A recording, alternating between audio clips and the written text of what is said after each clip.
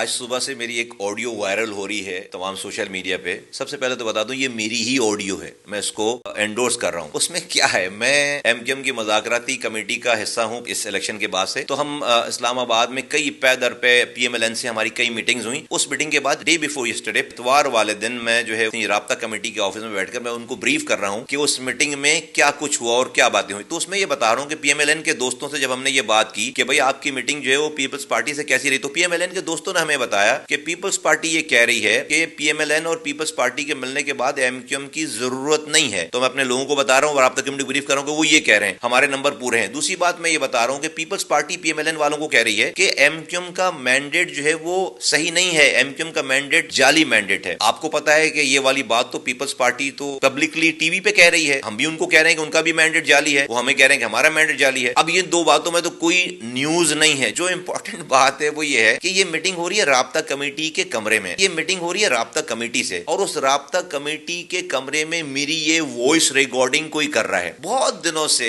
ہمیں یہ اطلاعات تھی کہ ہمارے رینکس اینڈ فائل میں کوئی ایم کیو ایم لندن کے لوگ بیٹھے ہوئے ہیں اور وہ ان کے لیے کام کر رہے ہیں. ہمیں پتہ نہیں چل پا رہا تھا, شک تھا کچھ لوگوں پہ, لیکن ہم کنفرم نہیں ہو پا رہے تھے. اس آڈیو نے ہمیں تمام فورنزک جب ہم نے اس کا چیک کرایا, معلوم کرا, تو ہمیں ایگزیکٹ پتہ چل گیا کہ کون ہے جو رابطہ کمیٹی میں بیٹھ کر ایم کیو ایم لندن کے لیے کام کر رہا ہے. کیونکہ یہ آڈیو ریلیز جو کی ہے وہ لندن نے کی, وہ سمجھنے کو بہت بڑی چیز ان کے ہاتھ لگ گئی ہے. نارمل گفتگو ہے جو کہ ٹی وی پہ بھی وہی بات ہو رہی ہے, اس میں کوئی سیکرٹ نہیں ہے. لیکن اہم بات اس کے اندر ہے کہ رابطہ کمیٹی کے اندر کی گفتگو جو ہے وہ کوئی ریکارڈ کر کے لندن کو بھیج رہا ہے. تو لندن نے اس کو صبح سویرے جو ہے اس کو ریلیز کر دیا, یہ سمجھ کے کہ بہت ہی بڑی کوئی چیز ان کے ہاتھ میں لگ گئی ہے. لیکن ان کو یہ اندازہ نہیں جو ان کا ایک گھس بیٹھیا ہمارے درمیان بیٹھا ہوا ہے, جو ان کا ایجنٹ بیٹھا ہوا ہے, اس نے اس کی پکڑائی دے دی ہے. تو ہمیں ایگزیکٹلی پتہ چل گیا کہ ہمارے درمیان ہمارے خلاف, اس پارٹی کے خلاف, اس قوم کے خلاف کون ہے, ہمارے خلاف کون کام کر رہا ہے. تو جس چیز کا ہمیں بہت دنوں سے انتظار تھا, کوششوں میں لگے ہوئے تھے, اس آڈیو لیک کے ذریعے ہمیں اس پرسنالٹی کا پتہ چل گیا کہ جو ہمارے خلاف کام کر رہے ہیں.